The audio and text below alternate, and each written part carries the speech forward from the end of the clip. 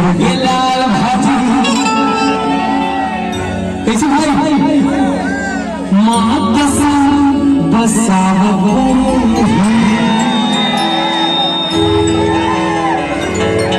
स्वादी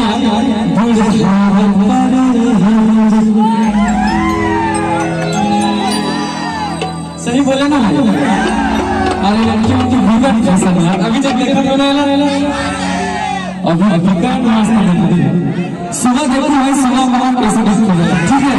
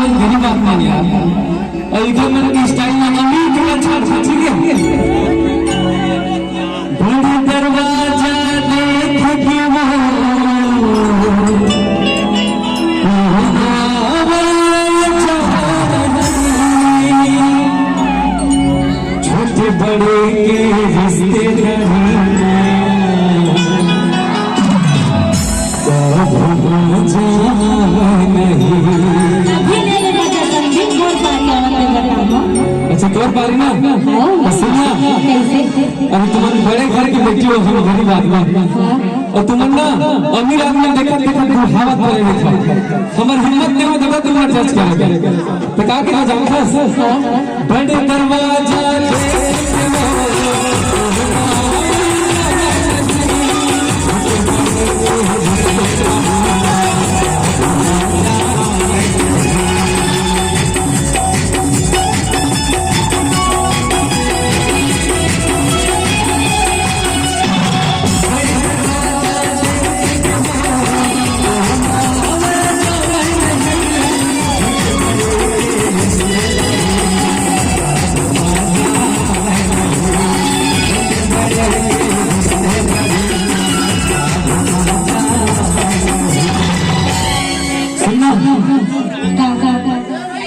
जब लड़का नहीं मिले ना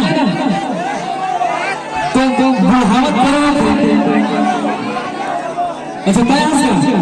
अच्छा सबसे बढ़िया साढ़ू ठीक है।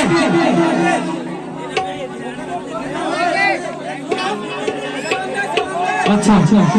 मेरे भाई सही बोल रहा था भाई बोल रहा लड़की ना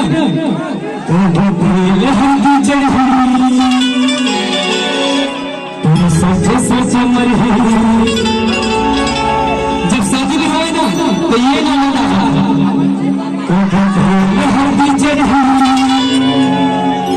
सोचे सोचे मर सहनमा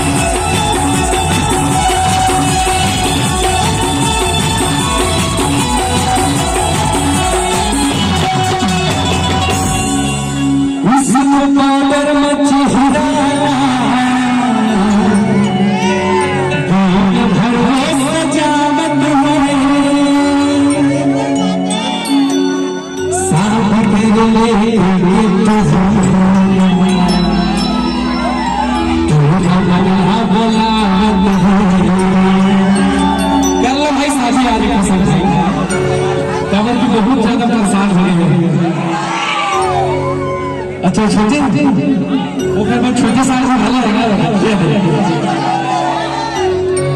इस मॉडल में चेहरा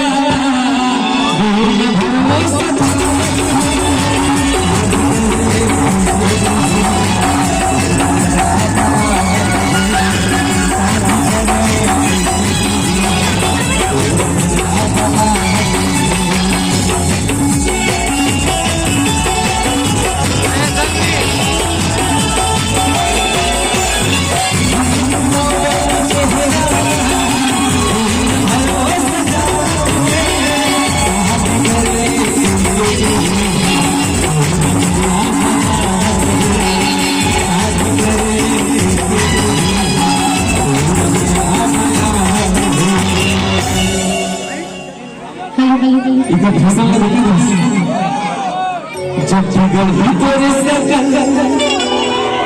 तब आही तेरे अकल ज्यादा मेकअप मत कर तब तो जिंदगी 4 दिन की मिले जैसे भगवान को ना वैसे ही रहना चाहिए जब जिगर ही तेरे सकल तब आही तेरे अकल जब जिगर ही तेरे सकल